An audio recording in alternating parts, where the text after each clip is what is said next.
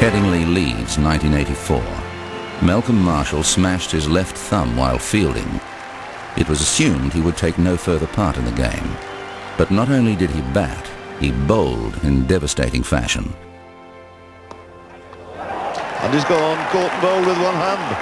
I remember when he broke his hand at Leeds, and they thought that he wasn't going to play, and I said, well, hey, would you like to play?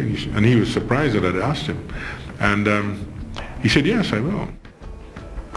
And he's gone this time. Inside edge, I suspect. Marshall has 7 wickets.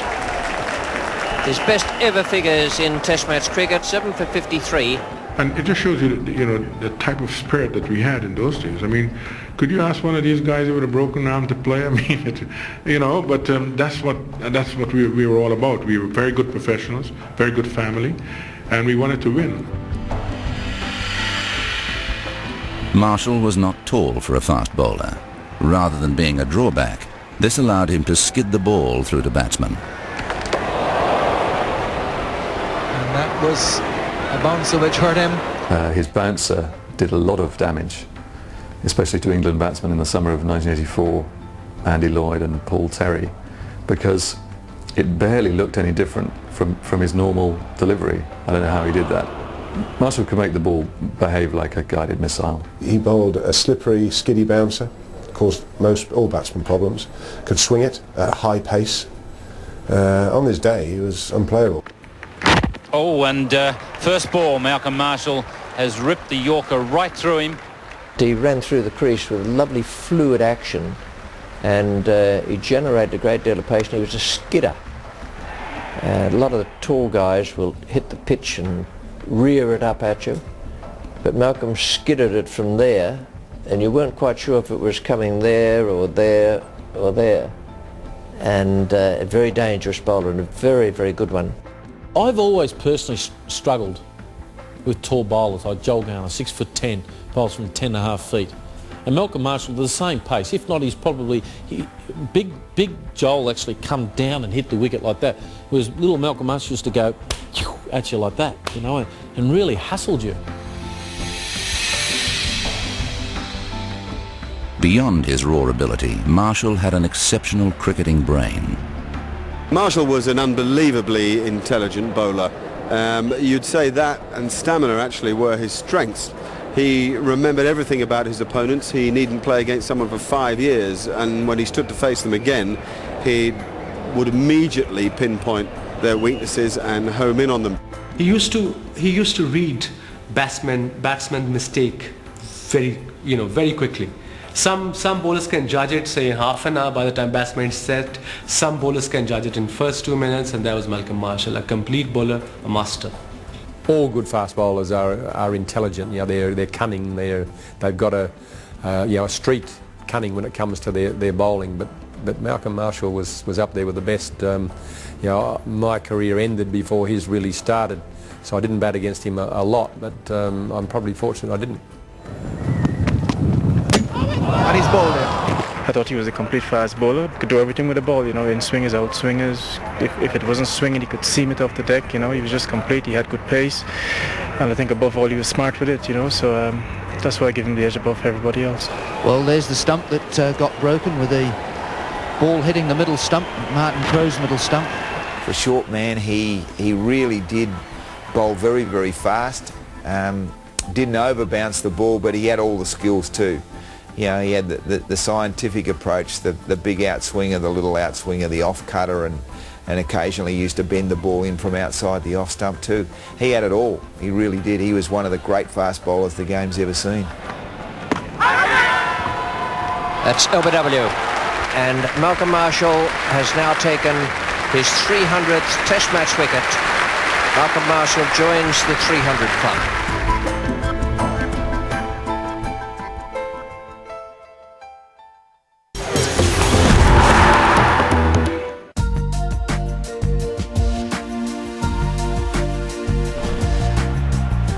Marshall's Test career began in 1978-79 after just one first-class game. He didn't immediately excel at the top level, but he did enough to book a place in the West Indies squad for the 1979 World Cup. He made his first real impact on a test match at Old Trafford in 1980. He took 3 wickets in 14 balls, but would not fully establish himself in the test side for another 2.5 years. He had gone to India with the West Indies team before, but that was during World Series cricket when World Series players were in the bill before the West Indies. He came to England, I think, in the 79 World Cup, didn't play at all, he was just a part of the squad. Then he went to Australia 79-80, and I remember him playing in a game, might have been a game up country, his first game for the West Indies, and he was quick. First time I was actually seeing him bowl outside of the nets, and he bowled extremely quickly that day. And we all said to ourselves, how can a little man like this bowl this fast? After taking 134 wickets in the 1982 English county season, Marshall finally made his mark in a home series against India in early 1983 when he took 21 wickets. You've seen these tall West Indian fellas, and everyone knows the effectiveness that they had. Suddenly you had this little guy that came on with a hustle and bustle action that was pretty quick and very lively, but could move the ball. And certainly I think anyone that played against him had tremendous respect for Malcolm Marshall. And you know, his record speaks for itself. Whenever you talk to some of the great West Indian commentators and guys that assess fellows in the West Indies, you know, Malcolm Marshall is always right up there. The following year, again against India, Marshall starred with both bat and ball. He took 33 wickets in 6 tests and made 240 runs, including his highest test score of 92 in the series opener. He was a very handy batsman. He was a genuine test number 8. He probably could have gone in a bit higher if there hadn't been Greenwich, Haynes, Richards, Lloyd, Dujon and Logie ahead of him most of the time. Hook from Marshall high in the air and over the top for 6. His late order batting was a thorn in the side of opposing teams, but with the ball in hand, Marshall was feared the world over. Taking strike. That's it. The breakthrough. Dyson's gone. The reason Marshall was the greatest of all fast bowlers was that he could adapt to all conditions. I would call him a bowler for all seasons and all places, in that he could get on the flattest wickets of, say, the subcontinent and bowl as effectively as he could on green tops in England or fast tracks in Western Australia. Indeed, it was the 83 tour of India that the West Indies made that confirmed him in the eyes of many people as so special, when he competed to such a degree that he was almost winning matches on his own. On a lifeless Adelaide wicket, Marshall bowled one of his finest spells. As all the other bowlers struggled, he took 5 for 69 and 5 for 38. And he's gone right through him. Beautiful delivery from Malcolm Marshall. Had Alan Border all squared up. And the West Indies were trying to bowl us out on the last day, which they subsequently did, but it was because of Malcolm Marshall. He bowled a spell between lunch and tea, non-stop. So we're talking 2 hours of bowling. It's 100 degrees, as it is generally at that time of year in Adelaide. And he just rushed in. He decided that he had to really have a red-hot go off his long run, bowled real good pace, and just broke the back of our batting so that the West Indies end up getting a victory in that particular game. And that to me just sums up what it's all about with him.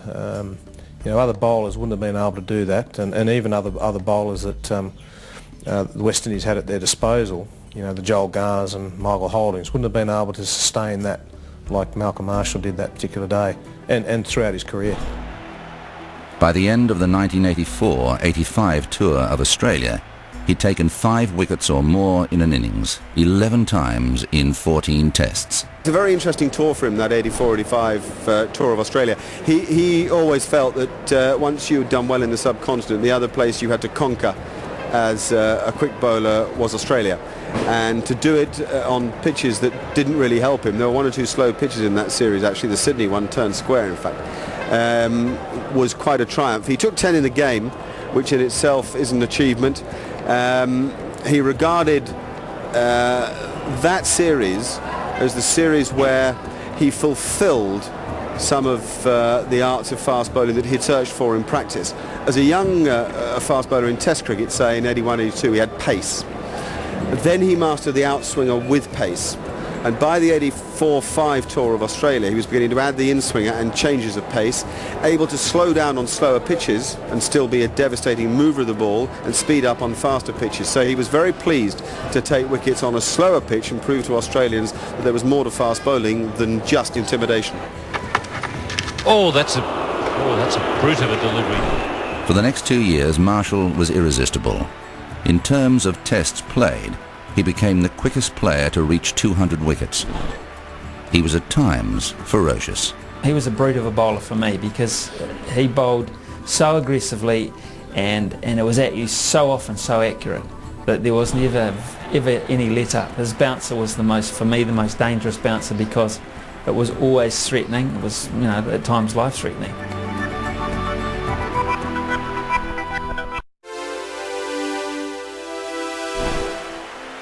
Marshall's intelligence allowed him to think a batsman out when conditions were against him. He excelled on the subcontinent, normally purgatory for fast bowlers. In Lahore in 1986, he took 5 for 33 from 18 overs. Malcolm was a complete fast bowler in the sense that he was capable of swinging the ball at tremendous pace. He was capable of bowling on very flat wickets, and when the ball wasn't swinging, just putting it there, probably rolling his fingers over, trying to cut it.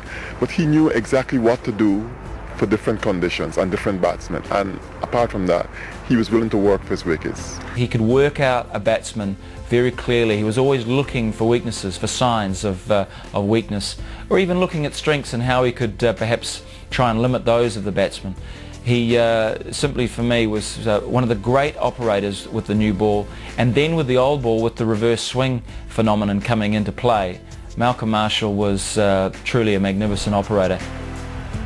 At Old Trafford in 1988, Malcolm Marshall took 5 wickets in an hour, finishing with 7 for 22 as England were dismissed for 93. Marshall was at his absolute peak in England in 1988.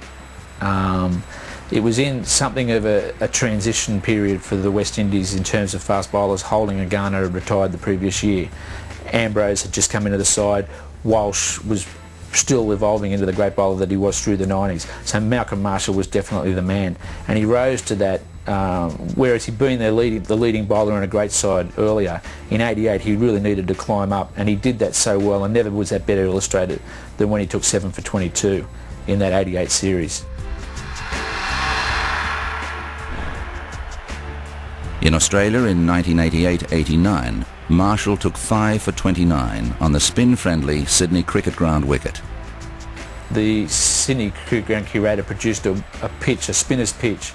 There was so much a spinner's pitch that Alan Border took 11 wickets in the test. I mean, it took 7 for him one innings, and with all due respect to Border, he wasn't a test-class spin bowler. And yet on that same wicket, which was so dead for fast bowlers, Malcolm Marshall came out and adapted it to the conditions to the stage where he took 5 for 29 off 31 overs. We're talking about a bowler here that, you know, you can imagine facing him in Brisbane or Perth where, you know, there's bounce and a little bit of sideways movement. He'd run in and bowl absolute express pace and be hard work on those conditions, but we're talking about a wicket here in Sydney that was a bit more of a turner, pretty flat facing the fast bowlers, and you know, he still finds a way to get people out. Shortens his run, runs his finger over the seam. You know, just a very, very capable fast bowler in all conditions. He really knew the art of bowling, and I can remember one day here in Sydney where the ball never got above stump high at any stage of the game. It was certainly not a fast bowler's wicket, and yet he bowled superbly and got the wickets. And to me, it was only because of his enormous skills. Marshall's international career ended after the 1991 tour of England. He played for Hampshire until 1993 and for Natal in South Africa until 1994-95. And Marshall didn't just go to Hampshire for the ride or for the big salary. He was tireless bowling for Hampshire. He took hundreds of wickets for them. Everybody liked him at the club. He was exceptionally popular for someone who could do such nasty things with the ball, and he refined his skills. He used English pitches which at that time were quite green and soggy and not necessarily helpful to the out and out fast bowler. He made sure that without lowering his pace at that time, he added the classic skills of the English seam and swing bowler to his arsenal. He's played for Hampshire quite a few years, and I think that's the one thing that West Indian fast bowlers especially learned about cricket. When you played in England, okay, the conditions were changeable every single day. You might get a good pitch, a bad one. Conditions allow you to swing the ball, and I think Malcolm Marshall, more than most of us, learned from all of that. He led Natal to the Castle Cup title and was named one of South Africa's Cricketers of the Year. He was an enormously influential figure on emerging all-rounder Sean Pollock. It's significant that the world's leading fast bowler today, Sean Pollock, studied under Marshall when Marshall ended his career at Natal as a player coach, I think. I don't know whether he was formally coach, but he was definitely Pollock's mentor, and in Pollock's skill and ability to move the ball both ways and the way he's at the batsman all the time and gives so little away, you can see plenty of Marshall in Pollock. He had a huge impact on my career. Obviously it was the end of his, but he had so much knowledge and so much of a feel for the game that he really did teach me so much and really helped me progress as a cricketer. A guy like Malcolm, he was the first guy to the net, he was the last guy to leave, and he had a lot to offer everyone. And I was just so really impressed by a person who almost reached the end of his career and could easily have just sat back and said, well, I've done it, I'm here to take a last sort of payout and then I'm out of here. But he gave so much back to cricket.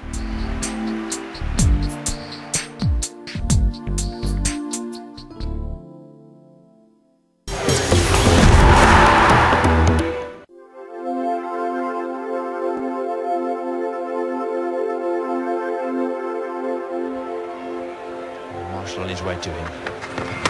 Oh, he's bowled in, and Marshall runs down the wicket.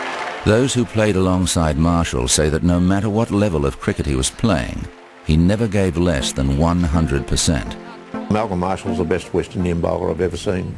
He had a wonderfully competitive nature, but no matter what the conditions, he could bowl on it. I think you have a look at Malcolm Marshall's record. He toured India, he toured Pakistan, he toured everywhere, and he performed in every country. He had superb control, he bowled superb line and length, his variations were tremendous. Good student of the game. He learned as he went. He was never perfect in his mind. And I mean, we've talked until the day literally that he died, but I would tell you Malcolm Marshall in his mind was never perfect. He was always trying to get better.